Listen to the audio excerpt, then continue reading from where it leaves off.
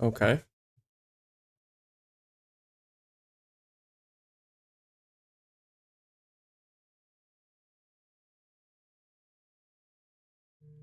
Um, okay. Okay. Now it's working. Cool. Now it's just a matter of people showing up. Which that's the big question.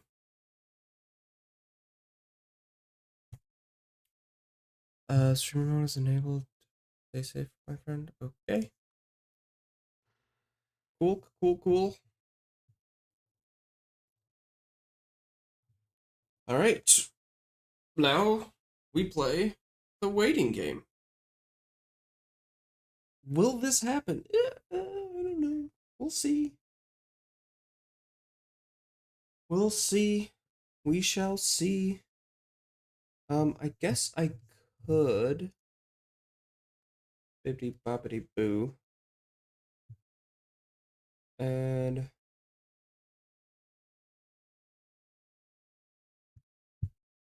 okay, let's. Can I do a pinned comment? How do I do that on Twitch? I don't understand. Can I do that? I wouldn't be surprised if I can't do that because I'm just a little guy. Manager chat.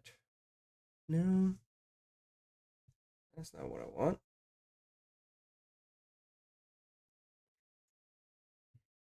Monetize the stream. That's cool, but that's not what I want.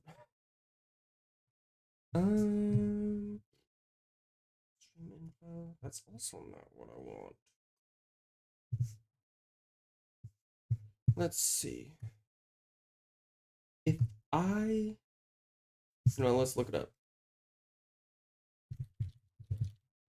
Pin comment on Twitch.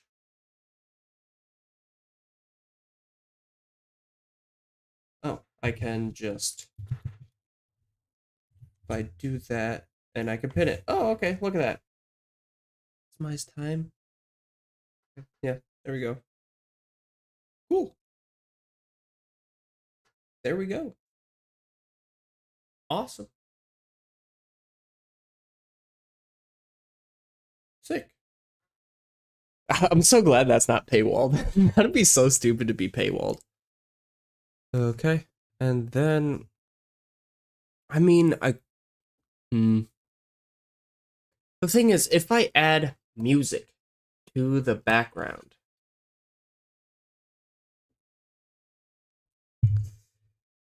I'm just streaming this and I'm not recording it, so. Well.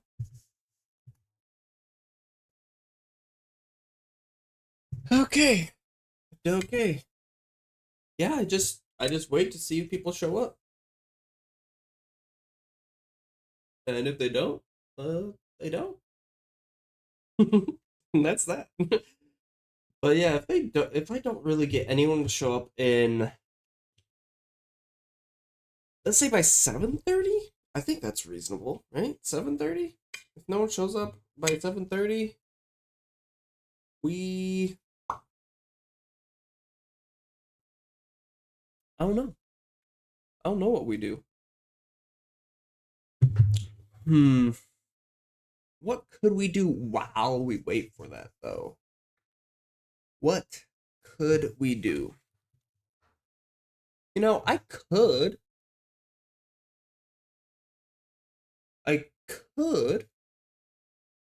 watch.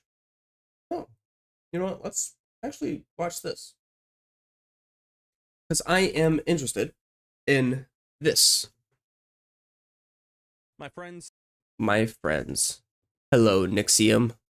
I mainly watch you for Star Wars content, WoW content, but let's watch this as we wait for people to walk in. And oof, I don't have a cam now because of this though. Okay. Okay. What if? Hmm. What if we do that and then we go here Can I pop out? Perfect. Oh, that's probably what I should do to begin with. Okay, cool, cool. And then I can move this like over here, and then move this right here, and I'll just shrink this, and it'll just be kind of impromptu because I can't have multiple cameras going. I can't have my webcam being used for multiple sources on screen, which is kind of annoying, right? It's kind of annoying. So what I'm going to do, how do I do this? What's the best way to do this? You know what, let's do that. I'm going to do that. This is going to be so scuffed. I love it. It's going to be so scuffed. And then today we're here we go. Something Sure. probably going It works. to disappoint a lot of people. But or maybe it's going to fill people. Basically, so my whole plan for this stream is to have people come in and then we talk. They give me some sort of hot Star Wars take, right? Whether it's like, I don't know, Last Jedi is the best Star Wars movie, or if it's like Mace Windu is cool. I don't know. Whatever it is, people will come in. They'll join my Discord or do a personal call. I think it'll just be easier for me to just do my Discord, so then we can all kind of funnel through the same place. And then they'll have their stance, and then in return, I'll have the opposite stance, whatever it is. Is this stream going to bomb? I don't know. It's very possible. Because, one, my YouTube only has 800 subs and my Twitch only has 135 followers. So are people actually going to show up? Unlikely. But if that's the case, then in like half an hour, I'm going to go work out, and then I'll come back and then work on a YouTube video. But looks like someone's here both for Twitch and YouTube. Cool. And then you can see over... Oh, look, I got that right. Oh, I'm impressed with myself. Over there is a graphic of my Discord that's popping up. Or in YouTube, you can see it in the description below. Click the link for that. Or on Twitch, there's a pinned comment with the link to join my Discord. Either way, while I wait for people to come in or want to come in, or to come in and figure out what they want to talk about and then join Discord, whatever, I'm going to watch this video about BioWare not being in charge of SWTOR anymore. I should just say Star Wars Old Republic rather than saying SWTOR. It's so weird to say. Anyway, and then because I'm using my cam for Discord, I can't use it for OBS because I only have the one. Well, I actually have two cams, but I don't have enough USB slots on my computer to use. So that's unfortunate. But yeah, so I'm going to watch this video. It's 10 minutes long. Wait for more people to come in or people to come in with ideas, whichever it is. And then, yeah, do that. And then I'm going to watch this in the meantime. Because I don't feel like just sitting here for half an hour doing Jack Diddley squat, right? It's just a waste of time. Time is money, and money is important. I don't know. Let's watch this video. People with a lot of enthusiasm and a lot of hope for the future. We're going to talk about the future of Star Wars, the Old Republic, the big Star Wars MMO, and what is this is taking up a lot of space. The future of this game. So if you haven't heard the recent news, BioWare is actually going to stop development of Star Wars the Old Republic. I got a better idea to do this. Let's do this, right? Make this go full screen. And then, oh, that wasn't as good as I hoped it would be. And then do this. So it just takes up less space. Yeah. Before you freak out and before you say, oh man, the game is dead now, hold on a second. BioWare is stopping development of SWTOR because they're going to transfer the development of this game to a company called I heard this. Broadsword. Now, if you don't know who Broadsword I really is, don't. They are the company that maintains the two games Ultima Online and Dark Age of Camelot. But before you guys ask, yes, Broadsword is going to manage. Let me just make sure. Okay, it is normal. I'm just too used to watching 2x speed. Overall management, not the content. Yeah, I saw like a whole lot of people are moving over to Broadsword. Is still going to be overseen by EA. Yes, EA. Electronic Arts, everybody's Lovely. favorite gaming company. We all love them. As you can imagine, this announcement has come with a very mixed response from the SWTOR player base, as well as people who may be interested in playing Star Wars: The Old Republic in the future. Like me. I've been Let's just playing put a some little bit numbers on the recently. table here. Ultima Online is a popular MMO, especially when it first came out, but right now it's probably averaging only about 4,000 players a day. And Dark Age of Camelot is an MMO that's averaging about 3,000 if my Google foo is good enough and I got these numbers It's not a whole lot. So nowadays, Not a whole these lot, are is it? pretty small MMOs, but they are still getting updates to my understanding and from what I have heard and been told and what I saw while Googling around. So it's not like SWTOR's development is just completely dead in the water. Yeah. We're never going to see a new expansion or anything. In fact, BioWare's general manager, Greg McKay, has assured the player base that the development of SWTOR will continue and that this move is not going to I do wonder. any... This is going to be so scuffed doing this. But I do wonder what the future of the Old Republic will be.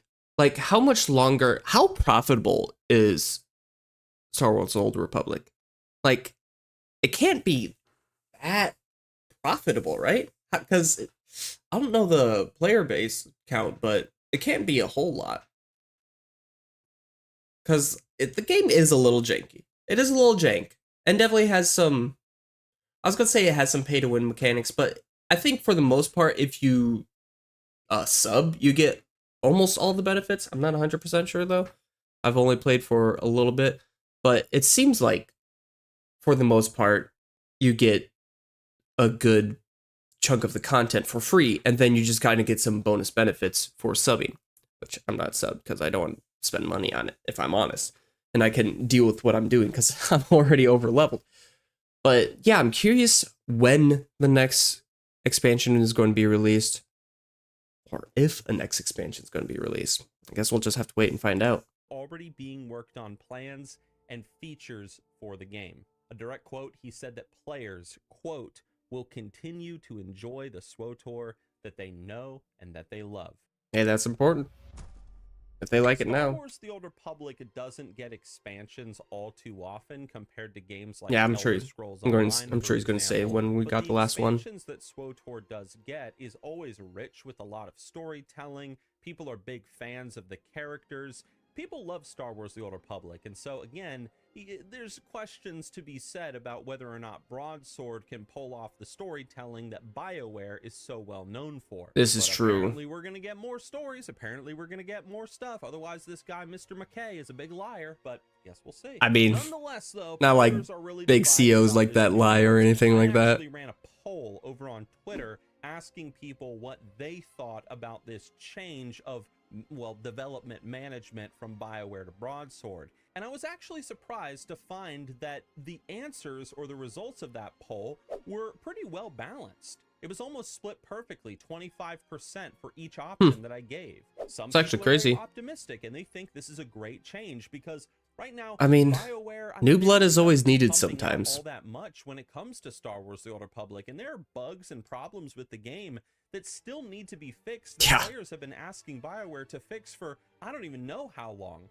When I was playing Star Wars: The Old Republic actively and I was leveling up my recent Sith Warrior, I was seeing it in the general chats, in my Twitch chat, tons of people saying that, hey, this game is great, but it does not get the love and attention that it deserves from the company who manages it. So some people are praising this idea, this idea that BioWare is surrendering the reins of the development and giving it to another company who possibly is going to be more competent and is going to care more about the community. That's and their the feedback. bright side However, there way is, to of look course, at it also anyway. the less optimistic side of things, where a lot of people are assuming that SWTOR is pretty much dead now. This company, Broadsword, they're not really a game development company. They're more of like a game maintenance company. Yeah, I was in gonna that say, they're it's kind of going like to just maintain Star Wars: The Old Republic. They're going to keep the servers running and stuff. But in regards to big expansions and, you know, big hopes and dreams that SWTOR is going to they just like try to keep games alive, basically. Feature in the future that's going to bring back thousands of players to the game,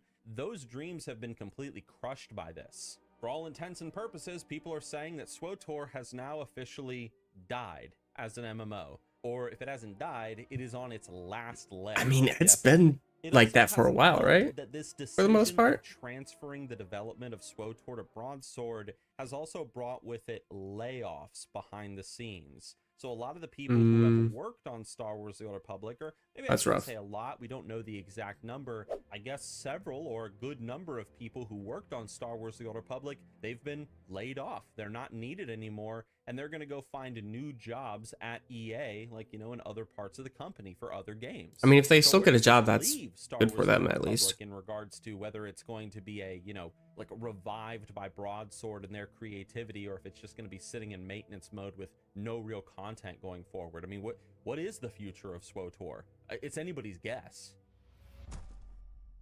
Now, for this last little segment of the video, I wanted to spend a moment just sharing my own opinions on this as somebody who has recently been playing SWTOR, who has leveled up a character to max, who does enjoy playing this game every now and then in the background with my friends, and I just want to share a few It's a fun thoughts game to play. from my own personal opinions. I'm a very big It's just hard for me optimist when to it comes to games. I very justify much am. playing I've and been streaming it playing rather than Warcraft just working for on a video. 18 years, That'd despite all the probably craziness do and better for my controversies channel. that have surrounded Blizzard Entertainment. And I love MMORPGs. It's my favorite genre of video game. It's why this entire YouTube channel is dedicated to me covering and talking about MMORPGs. But the truth of the matter, as much as I hate to say it, is the fact that I don't really, in my opinion, as a sort of more casual SWTOR player, I don't really see Broadsword being the company that is going to revive Star Wars. Yeah, they don't really have a history, into a new light. so there's little reason to think that they'll dead at this point. bring the game back to life. Yeah, this is probably it. The game is pretty much going into maintenance mode. I kind of agree with this, especially considering the fact that Broadsword themselves, not from what I've seen anyway, they themselves have not put out any sort of statement saying, hey guys, don't worry, we're working on this expansion right now, and then we're going to be working on this patch and these new changes to PvP or whatever. We haven't really gotten any of that. We've just gotten a SWTOR developer saying, hey guys, don't worry, all right? Content is still going to come. Trust us. Is that actually the case? Do we actually have a lot of content Trust. SWTOR? I don't know. That's rough to get from MMO players, I feel like. You know what? Hey, we're getting this game. We're getting this game SWTOR, and it has a lot of potential. It is the Star Wars MMO right now. People love Star Wars. Like, you can't go wrong with Star Wars. I mean, goodness gracious. They could spend their time really fixing and breathing new life into Star Wars: The Old Republic, fixing issues in the end game, fixing the bugs that pollute this There game, are so many fixing bugs. frame rate issues and small things like that, optimization problems. Like, just they could create a new UI. They could do. There's a lot of stuff that they. a new UI would really for freshen up Star the Wars: game. The Old Republic to bring new players into the game. People like me. Like there's like two bugs that I can think of easily off the top of my head for barely playing is you can pull out your weapon and then it just won't show. You'll like attack like with the lightsaber and it'll show like the lightsaber like swing effects, like it's like fading away and stuff like that while you're moving it, but it won't be in your hand. It'll be invisible. Also, there's a map bug, I believe, where you'll click the map and then I don't remember exactly, but like it just won't show up. So then you have to click out of the map and then click back into the map, then it'll show. Yeah, it's just like small little bugs like that are just what kind of like eats at the player experience. And the more of those, it's almost worst, I would say, to have a bunch of small little bugs that are just like nitpicky than like one big bug. Because as long as the big bug is like avoidable, like if it's like, hey, just don't do this thing and then your game won't crash. Even if it's an important thing in the game, it's like, well, if you avoid that, then your game won't crash. But if there's like a couple dozen little things that just like irritate you as you play, those will be worse for the game than that one big bug, in my opinion, anyway. Star Wars is such a massive universe with so much stuff that you could potentially put and insert into an MMO. From new ways to explore the Force as a Force-using character, to new ways to customize and create weapons and armor if you're a non-Force user, to protect yourself from, you know, the Force, Force lightning, Force pushes, whatever it might be. The Force in and of itself and the technological aspect of Star Wars: The Old Republic creates a huge opportunity for content creation. Big true. Man, why can't we make our own droid, for example, in Star Wars: The Old Republic? This would be so cool, being able to construct a droid and having like our own custom-made droid companion following us around. That'd be How sick. cool would that be? That'd be sick. Right? A custom-made You're right. HK-47 or something with its own paint job that we decided on.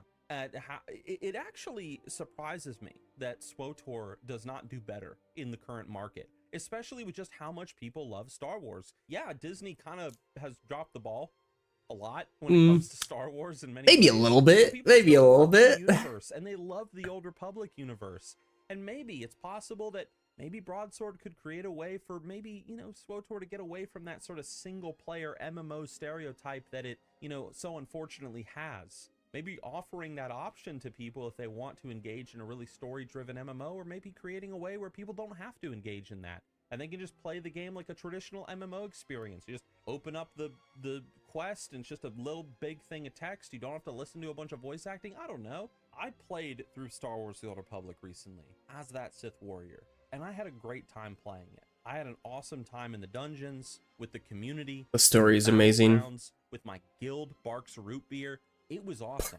And when it That's comes kind to of great. MMOs in That's general, kind of whether it's amazing. WoW or ESO or Star Wars The Old Republic, I want there to always be a successful, well-maintained, and well-driven team that is pushing a high-quality MMO product for that gamer who wants to dive into whatever particular universe they decide. I want the Star Wars fan to be able to play a Star Wars MMO that's badass. The Warcraft fan to be able to play the World of Warcraft MMO and it is badass. The Elder Scrolls fan to be like, man, I want to play Elder Scrolls Online and it's badass. And I hope, it is my prayer, that Broadsword Online picks up the mantle and makes some dramatic changes and does things that is going to take us all by surprise. And if they come out with a new expansion and the cinematic isn't baller, that's a rough start. Documenting the entire journey, and we're going to see what Broadsword Online does with this beloved MMO. Guys, thank you for watching. Please subscribe to the channel, hit the like button.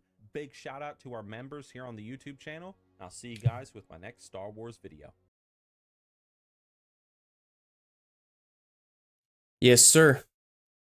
No, yeah, I know that the voice chat isn't public because I don't want, like, if people were to show up, I don't want like a whole bunch of people coming in because I'd want to do one at a time. So then I'd just invite them in one at a time and then just add their permissions as they joined the Discord. But yeah, I mean, I could, but like I said, to my knowledge, doesn't really, I don't see anyone. So like no one's joined, so I haven't exactly missed out on that yet. So, you know, it is what it is. Even if, because my plan is to if no one shows up by like 7:30, so in like 15 minutes for me, I was gonna join. Okay, you know what? Let's do it. Let's do it. Okay. Permissions.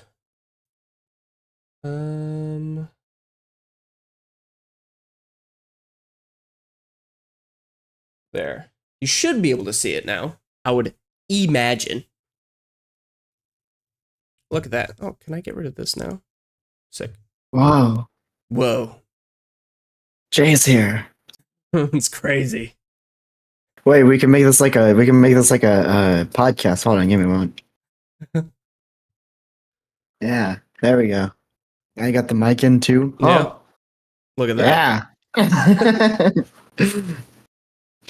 Nice background. Is that real? Yeah, I know. Yes, it is real. Solid. I can make it not real though. Ooh, fancy. Make it not real. Or unblurred. Or unblurred. With my one contribution, the sword in the background, the lightsaber. Oh, nice. That's Got my the old one crossguard going contribution too. That's my one contribution.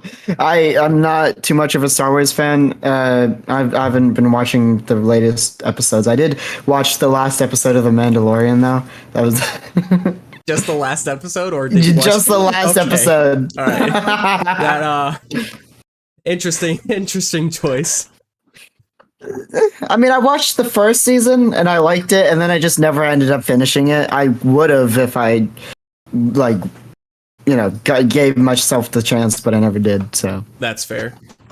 I absolutely love The Mandalorian though, and the music is awesome. Ooh, yeah, it is. Absolutely.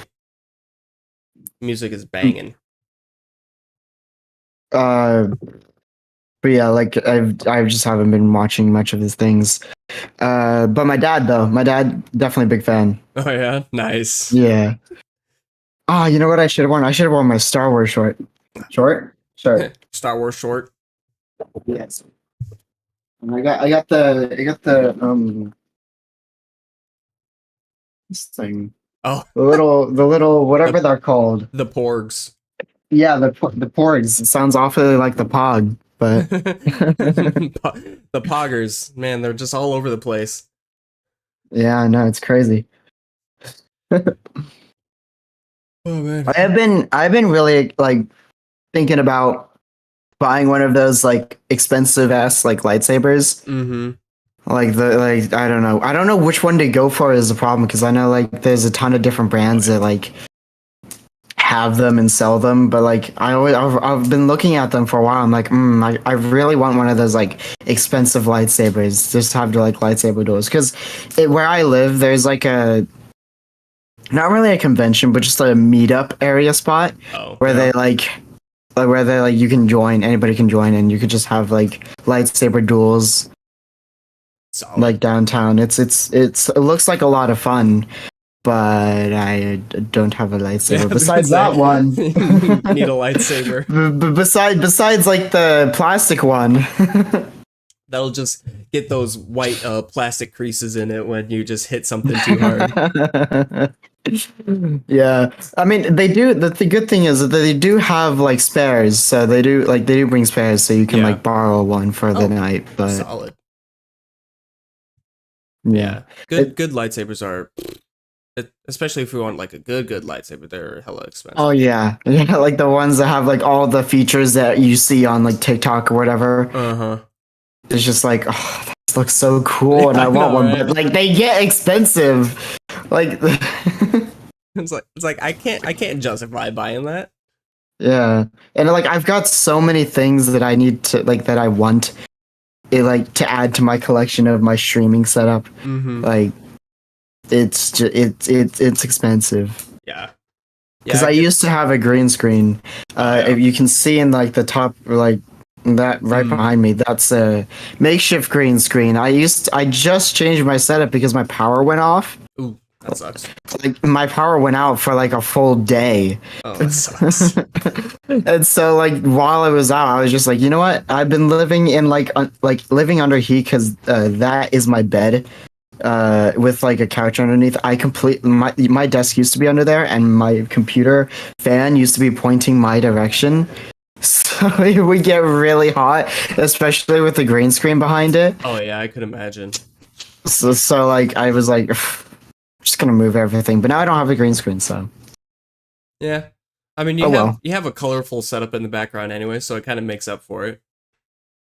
yeah, and some decorations like little plushies of Minecraft. Yeah, yeah, of course. I was gonna say I saw the TNT block in the background.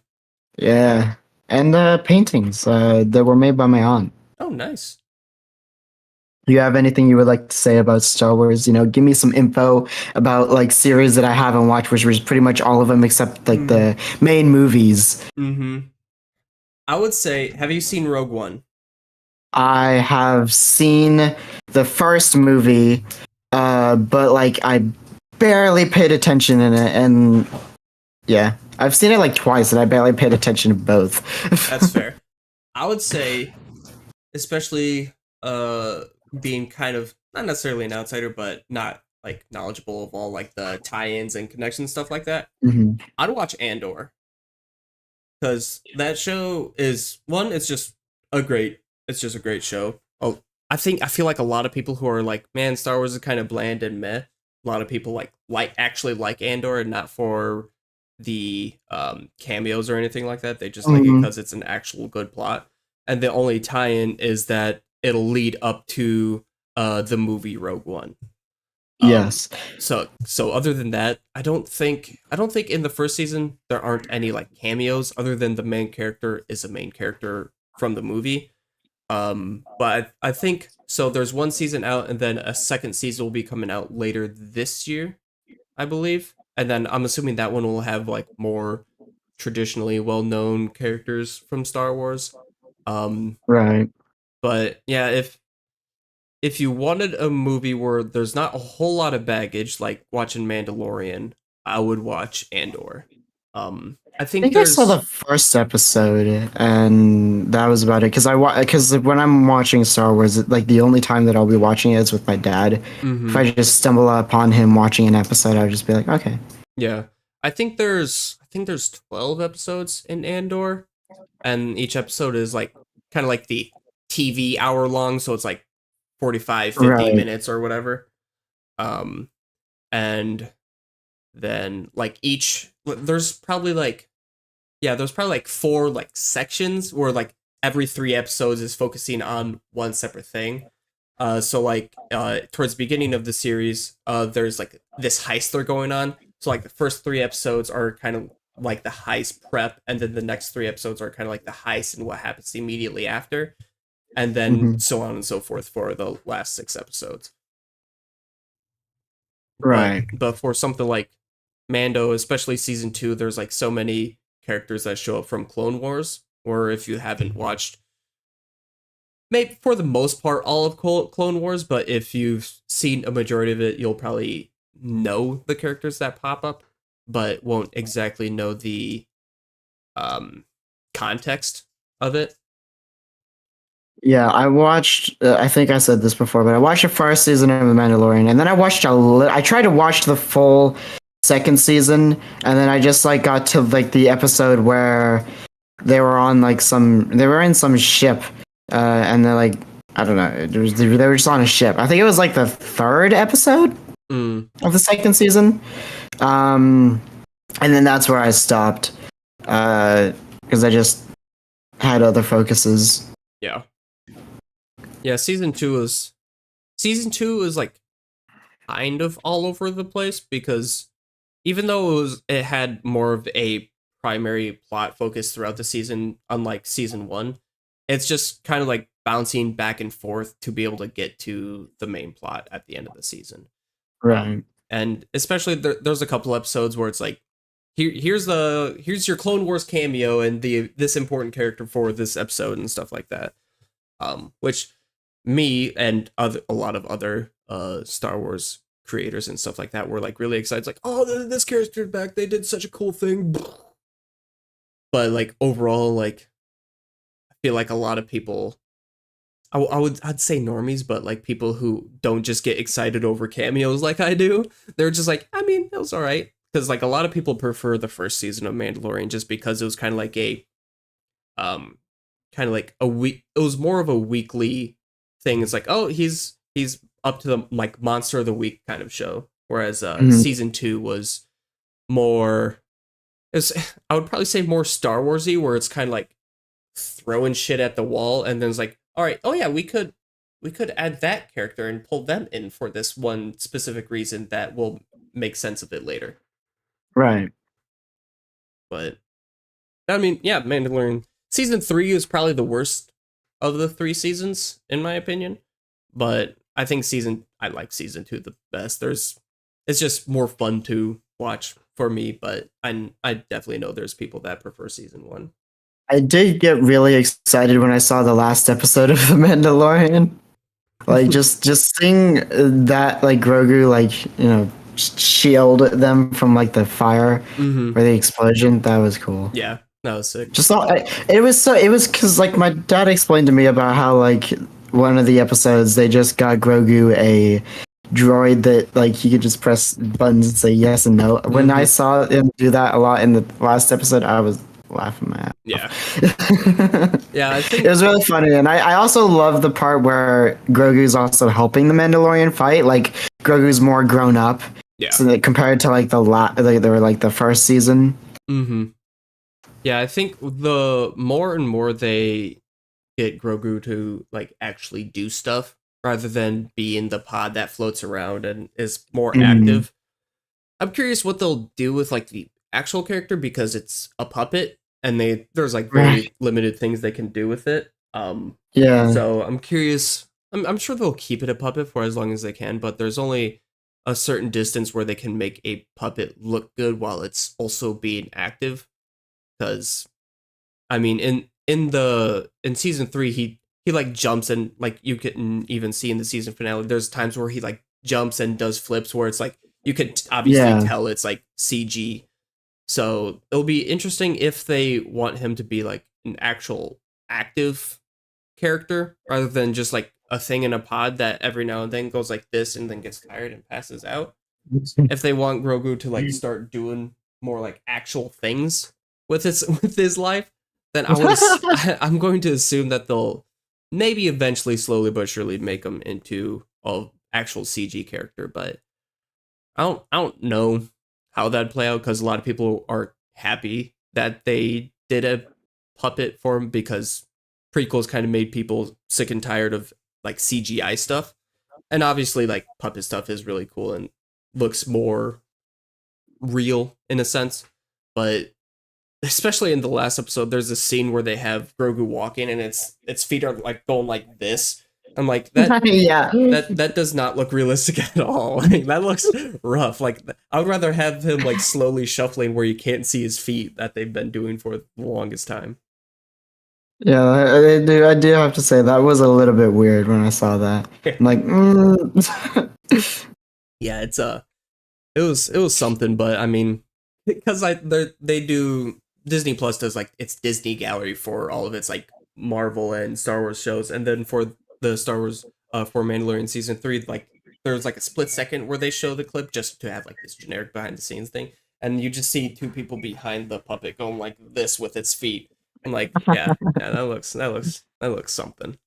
it looks something out of Looney Tunes. Actually, though. Now, what would you say your least favorite series was? Like out of like the whole franchise? Like, so like my least favorite like Star Wars movie or series, or just my least? Okay, my least favorite movie is probably Rise of Skywalker. So episode 9.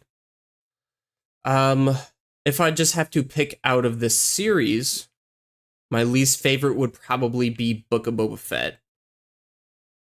But if I had to rank the like 9 main movies, I would probably have to go 9 and last, then probably episode 2, episode 1. How do I want to do the rest of this? Let's see here. So, and then I would probably do Force Awakens, then Last Jedi, then episode 6, episode 3, episode 4, and then Empire Strikes Back as number 1. Right. Yeah, the Empire Strikes Back movie was good. Oh yeah, it's so good. I think out of all my favorite, like out of the movies, like the proper movies, I think my favorite would have to be I can't remember the name. I can never remember the name. It was like the one where it started off with Anakin in the snow, and it was like being hung by a Yeti thing. Luke in the snow? Yeah. That's Empire Strikes Back. Okay. Yeah. That was definitely. I don't know why. I just love that one scene. Oh, yeah. That scene with the Yeti in the cave, it scared the shit out of me when I was little. It's like, oh, thing's creepy as hell. I don't know why anyone would let their kid watch that. Thing just shows up, its hordes coming out, blood dripping from its mouth, gets its arm cut off, screams, and we never see it again. Also, the fact that they like, it was like, yeah, Luke hid in that animal. What are they called? Oh, the tauntaun? Yeah, like you just sliced it open and just used it as a blanket. Yeah. It's cold out, don't you know? Hoth is cold. I mean, all right. I was just having a conversation downstairs about like my like how old is he? Like 12-year-old cousin just shot a baby frog in the head, and I was like, "What is wrong? what?" Well, all right then. Americans, am I right?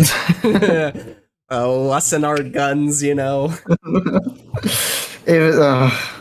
It's just like, I mean, I get you're trying to survive, but at the same time, that's weird. Cutting open a like weird llama alpaca thing, it just hiding in its flesh. Yeah. Yeah. You have I to mean, do, you do you, man. do what you do to survive. I mean, you be you, man. Just let me out of it. Just, Out of it. Oh man. yeah, anything to say? I don't think so.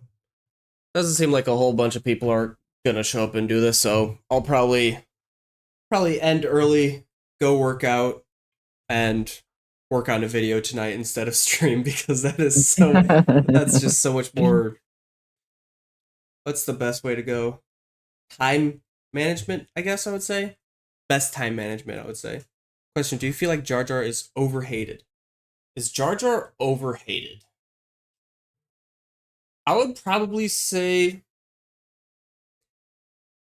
I would say he's probably overhated mainly because of how much fans love Star Wars. So then when a character is like silly and kind of stupid, that they kind of overreact to it. Do they have reason to hate Jar Jar? Yeah. I'll say that. Especially in his Clone Wars episodes. His Clone Wars episodes are rough. But I think overall people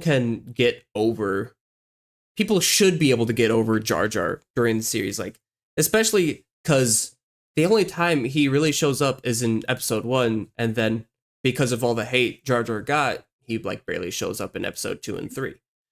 So I think he gets a lot of hate that's probably disproportionately necessary because there's so many other things to dislike about Star Wars that do like focus on. Well, I guess they don't really focus on Jar Jar now because the sequels are the new thing to hate. But before the sequels came out, like people like just disliked Jar Jar because it was like too silly and stuff like that. But I would say overall, yes. Long story short, yes, he's overhated. Mainly because sometimes Star Wars fans need to get a life. I will say one thing though. I absolutely hated it because like my friend is obsessed with Star Wars, right? But like he's also like chaotic. He like when we were young, he used to imitate Jar Jar the entire time, and it annoyed me so much. I'm like, please. Yeah, that's rough. That's rough. He would only speak in his like in his accent. It was like, me so happy. Yeah, that'd be rough. That'd be rough to listen to. That's my reason why I don't like Jar Jar. Just because. Yeah, that's fair. That's fair. But yeah, like one thing I'll add to that is like people. Star Wars fans are the worst with this. People can hate a character, but not actually hate the actor. Sometimes, I honestly just fans in general suck at this. They're like, oh, this actor is this character, so I'm gonna throw hate at this actor in their DMs, which is obviously worse now. And I guess it's good for the Jar Jar's actor back then because it wasn't as prominent. But like, there's like sequel trilogy actors who just got shit on by Star Wars fans because they didn't like the character, which is the stupidest thing I've ever heard. Yeah, because I mean, it's not like it's not just about the actor. It's more because like an actor can act as a character that they're not even related to. Yeah, exactly. Take for an example, like what was his name?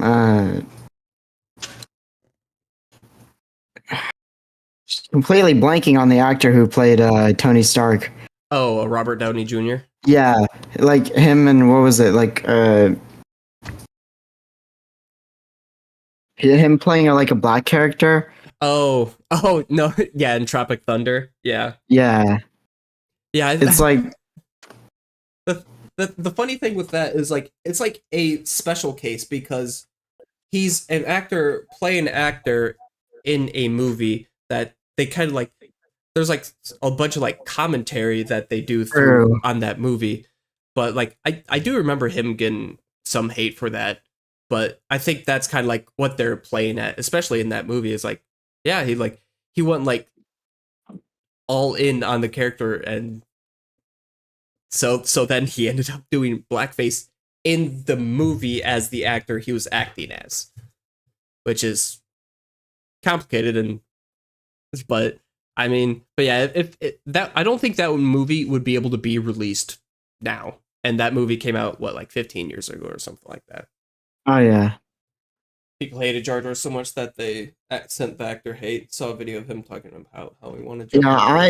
Yeah, that's I don't like that. yeah, Like, no, that's there's no reason to send an actor hate because of a character they don't like. Like, yeah, no. even though the actor is playing that character, they're not related. Yeah, yeah. But on the bright side, that story has more of a happy ending now, because I can't think of the actor's name right now. I've been trying to think of it ever since I said Jar Jar's actor. But he got to like kind of play as this, like, I think it was only on StarWars.com for a bit, this Jedi, this Padawan teacher called Kelleran Beck. And then he gets pulled into in season 3 of Mandalorian. So it's kind of cool that of all the characters to pull in, they pulled in that character specifically just to have the actor to have like basically a sort of redemption into Star Wars. And then he absolutely balled out in his episode. So it's good to see him have some limelight compared to what he got shed on for before. I get the point of the blackface in Tropic Thunder, but it's still kind of it's definitely still a yikes. I don't think Ben Stiller would have even written that character to go into blackface in the movie nowadays. Well, maybe he still would, but then people would just have a more severe reaction to it. But yeah, it's definitely it's a choice to have, that's for sure. but I think the way they play it off in the movie is, one, funny, and two, the most inoffensive, or the least offensive, whichever way you want to put it, that doing blackface could be, which makes me sound like an awful person, but I'm going to stick to that statement. Because, I mean, obviously, like, the whole idea of blackface is horrendous, but like they used it in such a way where it was like, I don't know, like with that is like, it's just like different rather than just do it blackface to do blackface. I don't know.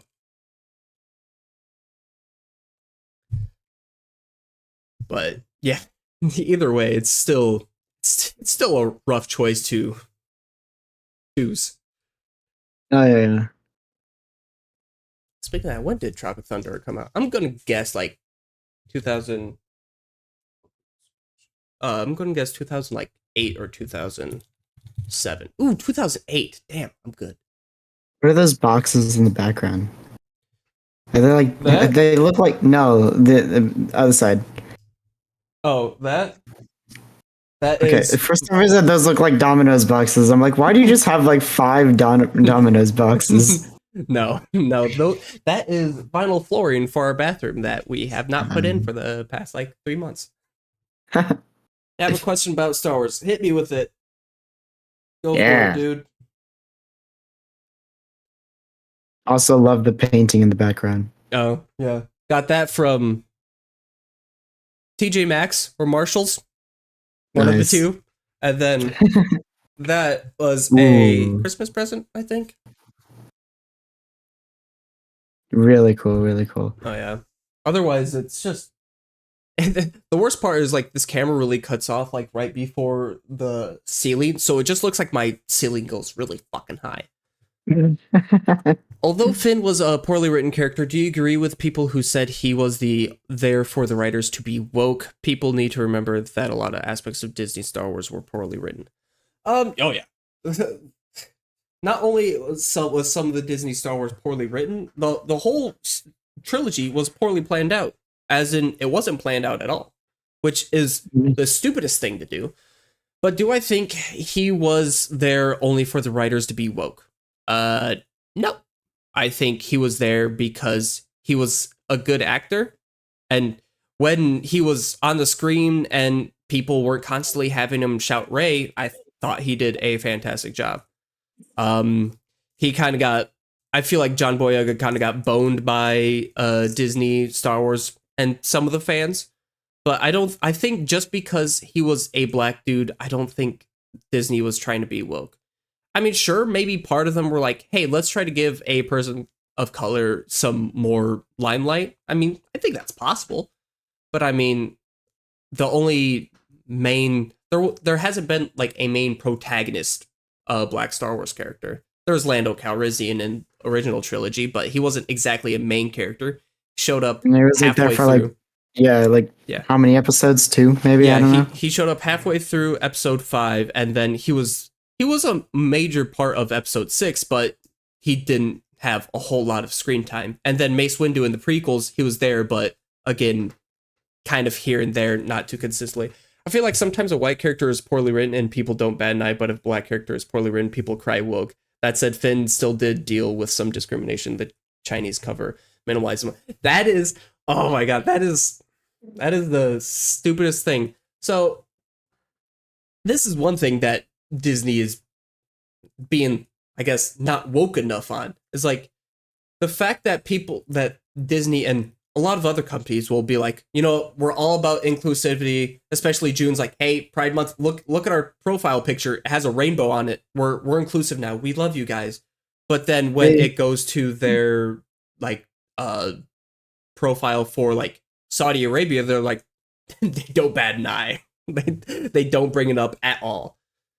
But yeah, the whole Chinese cover, just like making sure he was smaller than he was before. That is rough. I don't know how big companies like that keep getting by with doing shit like that, and people like not like, obviously people care, but there's only so much people do, and it's not like, let's say 50% of the fan base, if they say that's stupid and they should change it, 50% isn't enough for them to justify changing it, because then they'll piss off the other 50% probably. But the only time people don't bat an eye at a poorly written white character is, or the only time they don't bat an eye, I don't know what I'm trying to say. They pay attention to poorly written white characters if they're female as well. They're like, man, especially Rey, you know, the whole Mary Sue and all that fun stuff. Like, anytime I hear Mary Sue and woke, I almost always just immediately just disregard the person's opinion, because most likely they don't know what that phrase or word means, and they're just saying it because, yes, it's a buzzword. Woke has become a buzzword. there's this one tweet that came up of I don't know if it was some politician, but someone on like a news channel, like someone asked, they're like, they used the term woke, and then they were asked to define woke. They couldn't. Like, that's the thing. Like, if you had a legitimate definition of woke, and you had just a reason to dislike it, even if I disagree with you, at least understand what the term means if you're going to use it. Yeah. Like if you're going to use the term woke because you're an awful person, at least define the word. like don't be stupid and horrible, just be horrible. But they decide to be both half the time. More than half the time, I would probably say. Like 75% maybe. Yeah, probably. Just like, it's like, oh yeah. A legitimate definition would be media that has a straight white woman or a black character in it. Yeah, basically. Woke is anything that is slightly left-leaning in any way, shape, or form. Which, sure, I guess. I don't know. But then, obviously, like, on the opposite side, anyone, they're like, if a left person on the left side sees anything on the right side, they might say they're like a Nazi or a racist or something like that without saying anything. There's both sides of the spectrum, but I do think that people on the right side usually use random words like woke and all that fun stuff just without knowing, and they just use it because of it's a buzzword rather than actually having reason behind stuff they say. So there's always two sides of the spectrum, but sometimes one side is a little bit heavier. But it's always a fine Society. line. Yeah, no kidding. It's the same thing with like the Bud Light thing. Yep. That was just. I appreciate Bud Light, but at the same time, I don't appreciate the fact that now it's like dying because they just came out. Like, yeah.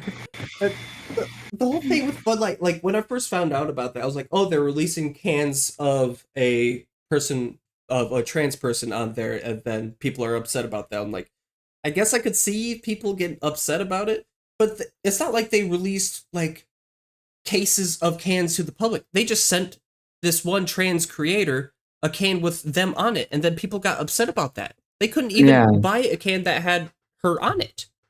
It just is so stupid. It just blew my mind.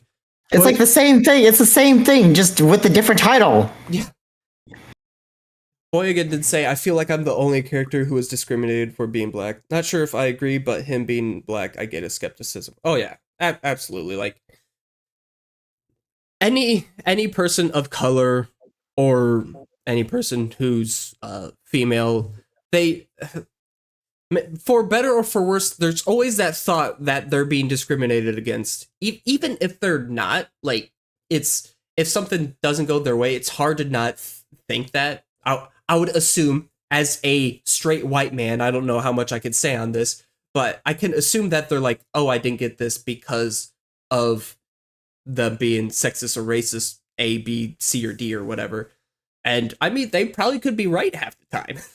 But we just don't know, so it's hard because it happens so often that honestly half the time they're probably right, and then half the time they're wrong, but it's hard to tell. Yep, dealt with the same thing as well in the back of my mind. Yeah, it's I can imagine. It's like, man, I would have got that job if I was a white dude. I'm sure people have that thought, and it honestly sucks. Yeah. There's almost nothing you can do about it because you're probably not going to have any evidence except for the fact that you did or didn't get the job, or a good or bad thing happened to you. It's just kind of up in the air, and it's just assumptions, unless the person who interviewed or who was in charge of whatever the whole thing is going on, if they have a history of doing the discriminatory thing, then they probably have a little bit of proof or a little bit of basis to have that thought. But yeah, the sequel trilogy had a whole bunch of things go wrong with it. Both I'll just say politically, even though it's not really political. It's just decent human rights, and also just an awful story connective tissue. It was definitely weird. I will have to say, like the last three movies were, I don't know. Yeah, like of those three, my favorite is probably Last Jedi. But the worst part is, as we've seen like more Luke Skywalker from Mandalorian, it just makes me wish that didn't happen to Luke. Like he didn't just like kind of become an old hermit and hated everything and disconnected from the Force. Which the thing with Episode 7 is, I think it would have been a fantastic movie if it didn't have Luke Skywalker in it. If it was just like some random Jedi and it just was completely disconnected from the Skywalker saga, people probably would love that movie. People would probably think it's one of the best Star Wars movies just because it wasn't directly connected to the previous movies.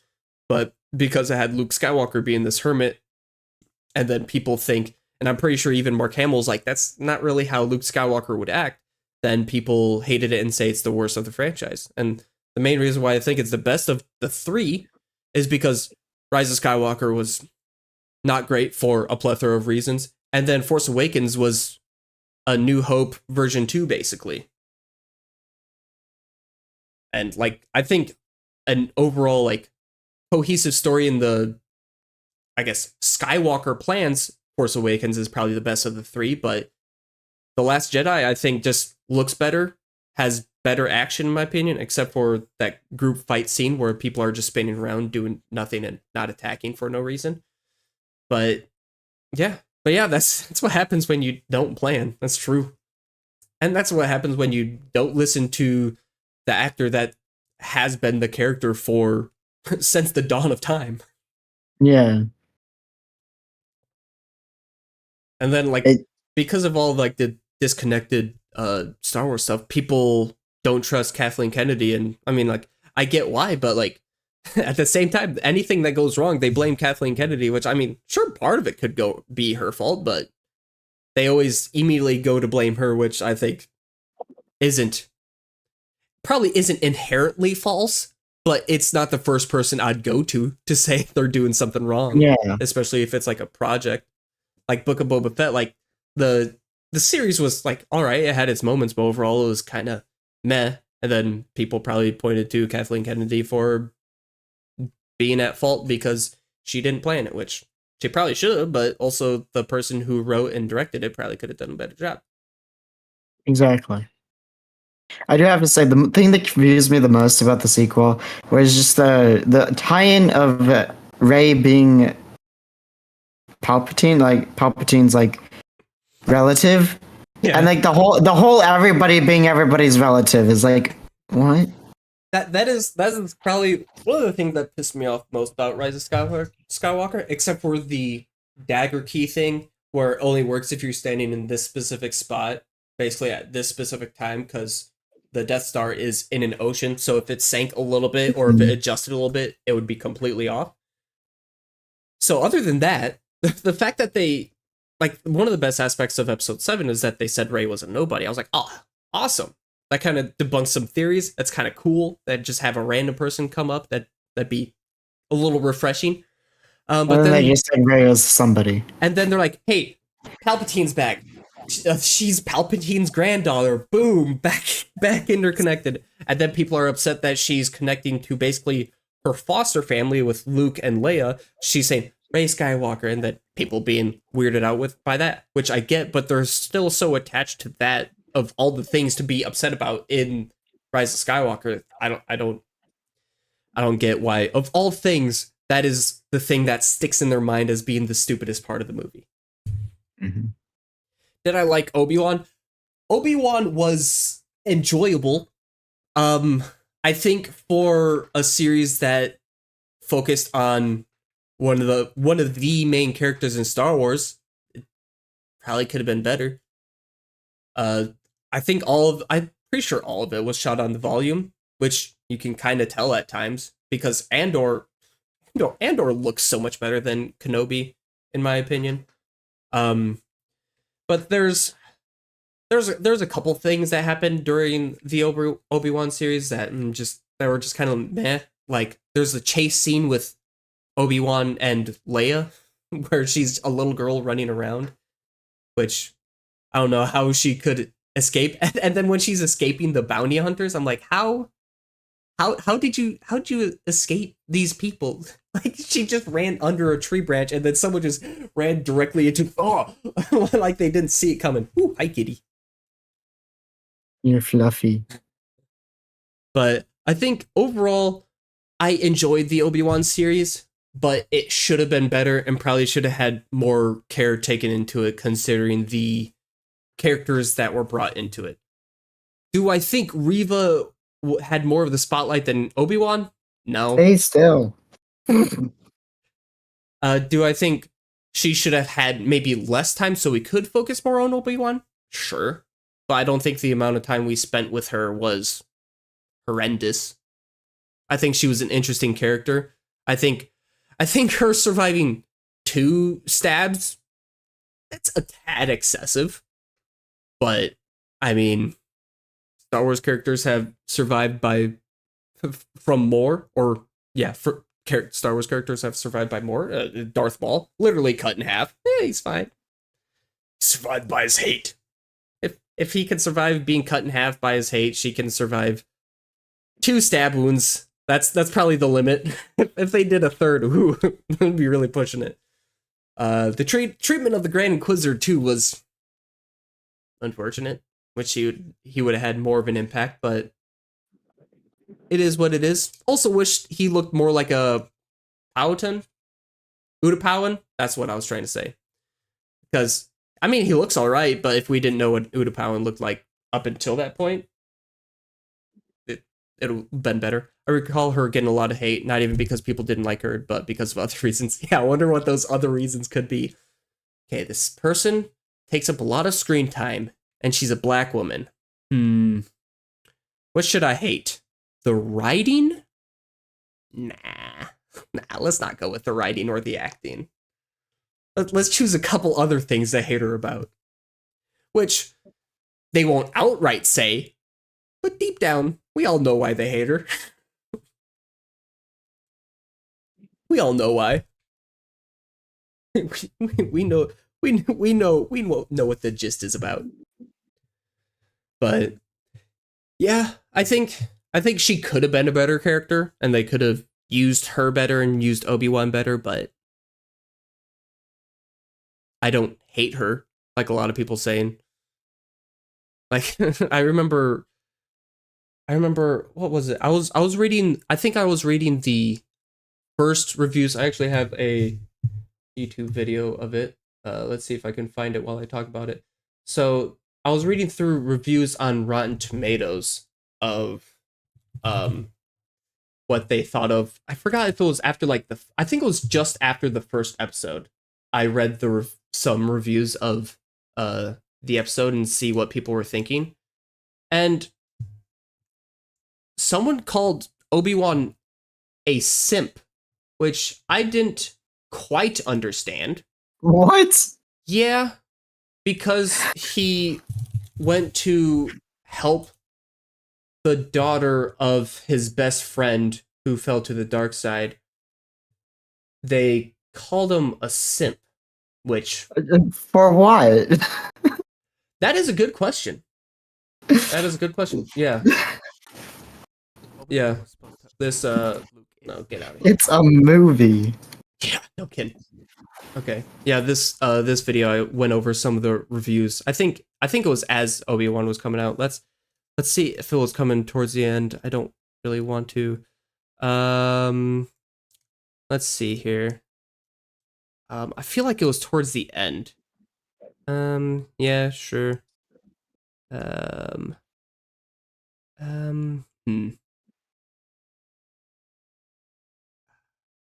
I'll put it on mute so we don't hear my voice twice.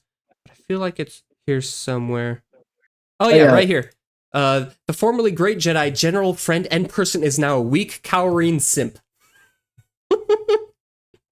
That was June 5th of last year, so I think that was just after the first episode. Let's see when the episodes were released. So June 5th, that is after the first 3 episodes, I believe, then. Yeah. So after 3 episodes, they said Obi-Wan was a simp. It's like one of those things you see on Yelp. Yeah. But, yeah, I was like, oh, okay. Sure. I mean, that's a choice, I guess. I mean...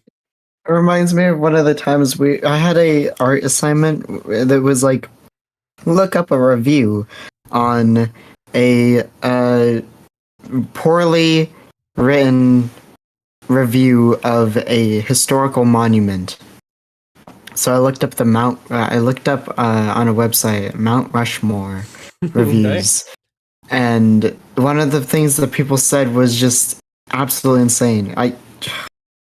I wish I could find it. In fact, I may try to find it. You continue talking while I try to search for this. But yeah, there was. I don't think there were any reviews that went that far. That's why the video ended on that review.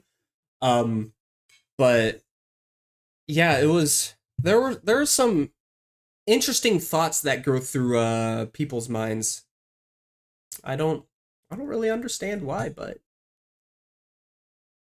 I guess it is what it is, because people make up their mind and they don't change it.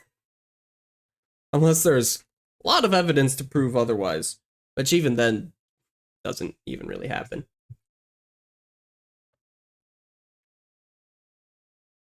But yeah, in conclusion, Kenobi's okay. Kenobi is just okay. There's a lot of people that really hate it mainly because it was about Obi-Wan and that it wasn't that good. So then they kind of had higher expectations for it, which I mean, I did too, but they didn't really adjust their expectations accordingly. But I think overall it was good, but could have been a lot better. It is weird seeing a now canon explanation of not even meeting once, but Vader and Obi-Wan meeting twice between Revenge of the Sith and A New Hope. So it just adds different context to everything, which is why they should just start making content that's outside of this like 20-30 year span of the prequels and original trilogy and sequel trilogy. Like, people love the Old Republic and they do nothing with that, which I don't get. They have so many opportunities to do so many specific or different things that they just don't up until a couple of shows coming out. I'm assuming you found the review. By Drew C., Brooklyn, New York. The world's most mysterious natural rock formation, Mountainous Rushmore, was an underwhelming and a lot smaller than promised. Not even sure who all those men are up there, but I think it's just the same man 4 times in a row. And why is that? There should be 4 or 5 women up there, if you ask me. Small as heck and crowded too. At least you like you can at least put a VIP section so you don't have to rub elbows with all these freaking peons. There are a lot of them. These peons. That might be the best part. These freaking peons that I'm rubbing elbows with. These poor bastards. It was so hilarious. Stupid. Like, I read up stumbling upon this. I'm like, what is going on? Like, with this comment. That's this review. People, man. People are crazy. Oh, man. All right. Doesn't seem like too many people are showing up, so I'll probably end the stream so I can go work out, and then I'll probably work on some YouTube videos tonight. So let's see. Yeah. Hopefully if I get some sort of following before the end of the year when I eventually quit, I can try this again with maybe some more. Wait. Yeah. I've done this before. We all know what would happen. What would happen is I'd quit, but then I'm like, it's fun. I'll probably. I've actually thought of this. I'm like, all right, so cat hair is end of year comes, like, all right, I'll quit. Maybe I'll do like one last like long weekend stream or something like that and be done with it or something like that. But then I'm like, but I'll probably still want to like make a video every now and then because I have thoughts. I need to get these thoughts onto the internet. People need to know my thoughts because my thoughts matter that much, right? That's what we're supposed to think. But, you know, obviously they don't. but yeah, that's probably what would end up happening, which I anticipate what's going to happen, but I'm going to try to focus more on like actual videos instead of shorts, because I was going to be like, you know what, once I get to like 1,000 subs, I'll just focus on videos. But that's just such an arbitrary goal, because my thought was like, oh, I'll hit 1,000 subs, get monetization, and then make actual videos. But there's like a secondary requirement to monetization is the number of views or hours watched you've had, which with just doing shorts with the amount I've been getting, probably wouldn't get. So I'm like, well, I should just start working on that now before, because it's already halfway through. They added one thing is I think they changed the sub requirement, but then they added I think they just added an additional possibility or way to get to it. Whereas I think it was like over the past over the past like 3 months or something like that, you need like 4,000 video watch hours, or like, what is it, like 9 million short views, something like that.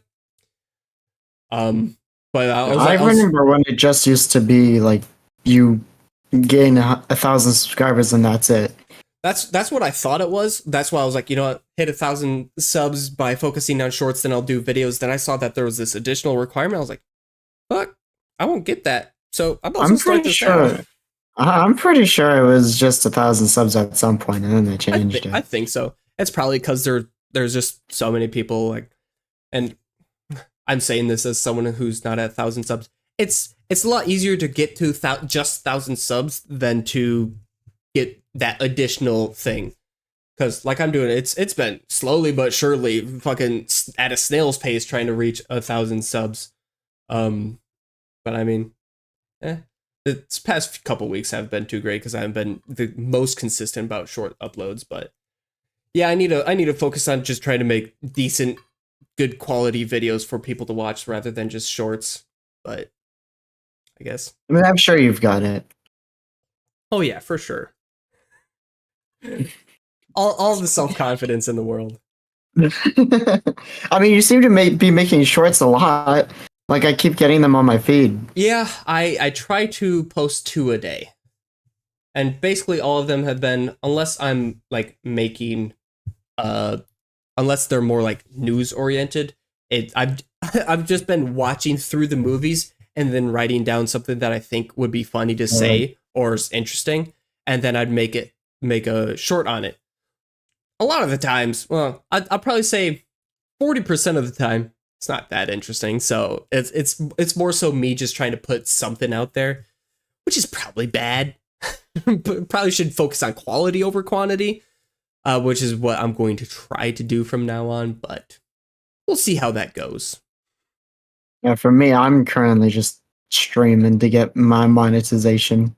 Mm-hmm. Monetization is more just like, oh, I've reached affiliate. Now I can get money. Yeah. Yeah, which I mean, at least the one decent thing Twitch has done recently, which is few and far between, is that you can now cash out your affiliate payment at $50 instead of $100. Oh yeah, definitely. Yeah, that has definitely helped a lot because getting to 100 took like a very long time. Oh yeah, because like if you get like one or 2 subs, like I'd probably argue most affiliates anywhere between 1 and 10 subs. Let's say you average 5. You know, hit it right down the middle. You get me. You'll get what? Like, oof. What is that? 25? No, not 25. That's $12.50 if you get 5 subs a month. So if it's $100 you need, that's like 8 or 9 months, however the math works out. Whereas it's like easily cut in half, so it kind of quickens the pace. Because then for people who want to drop affiliate or get out of that program, so I mean, to be fair, I'm not supposed to be streaming on YouTube at the same time. Oh, shocker! What am I doing wrong? If people want to get out that so they don't have any potential legal trouble, then they don't want to leave any money on the table, and then they can get that money out quicker, and then they can be like, you know, I'm out. Got my cash out. I'm out of here. Let me go. So that is one nice thing, but also the problem at the same time is that the things Twitch is doing is making people want to get out rather than stay. Yeah, definitely. I'm just like watching like a bunch of these like videos about how Twitch is just like, you know, making all the wrong decisions. I feel like everybody, like every like business has started to make the wrong decisions recently. Oh yeah, for sure. So it's like they just don't listen to the community. It's like, oh, well, I mean, this is our community, so or this is our company, so we're just gonna do our thing. Yeah, and then there's like Kick, who comes around, who I was skeptical about, and people have their gripes with what's going on. But I mean, from what I've seen, the sub splits on that place, it's a little bit better than Twitch. And also like people who are saying like it's going to promote gambling and stuff like that, which I mean, it's possible. We won't know until the future, but I mean, they just rolled out a change where you can hide hot tub and gambling streams. So when you're like browsing through Kick, you don't see any of that, where at Twitch that'd probably take forever to implement. Mm-hmm. So like it'll be interesting to see how all the streaming platforms work out over the next few years with Kick, Rumble, who some people take seriously. I'm not because of some of the people on that platform. Wasn't Kick just originally a direct copy of Twitch?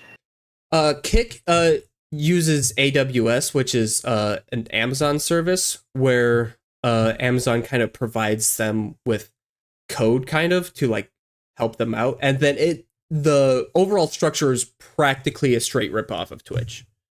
Yeah, because like I remember seeing like a side by side picture. I'm like, oh, it's damn literally near the the same. same. Yeah. Yeah. Which, I mean, is bad because people are like, oh, you're just kind of mooching off Twitch. But also at the same time, it's good because it's good familiarity for people moving from Twitch to Kick. Whereas on the YouTube side, how do you find a live stream? I don't know. You scroll down on the left side, hit the live button, then scroll through it. YouTube needs to figure that shit difficult. out. Yeah, it is difficult. The only time I watch a live stream on YouTube is if it's someone I'm subbed to. I never actively really see anyone that's live that I'm not subbed to that I click on. Where on Twitch, it's much more likely that I do. But honestly, apparently it's more likely for you to get more views on YouTube than it is Twitch, which also doesn't make sense. Yeah, a whole lot of things that make minimal sense, especially YouTube and Twitch side. Both of them have their stupid things that go on. Yeah, I honestly think that YouTube's just not a platform for streaming. It's more for just video sharing, like clips and video shows. Mm-hmm. I think the worst part about YouTube is that why watch a live stream unless it's like an esports tournament or something like that. I watch a live stream when you can either watch it later at 2 times speed or watch a different video at 2 times speed and then watch the stream later. Yeah, I don't know, but maybe YouTube will figure themselves out. Probably not. But yeah, I'm gonna hop off and go work out and then do some YouTube Sounds stuff like a tonight, I plan. think. Alrighty, man. Hey, it was fun chatting. it was just the 4th of July. Oh yeah. I did very little for 4th of July. I did a lot for my cat's birthday. Oh, nice. Nice. Got him a balloon. I tied it to him and terrified him a little bit, maybe. That's funny. All right, I'll probably see you around the next time I stream then, because there's always a 50% chance that you'll be there. Yep. All right, see you, man. See ya.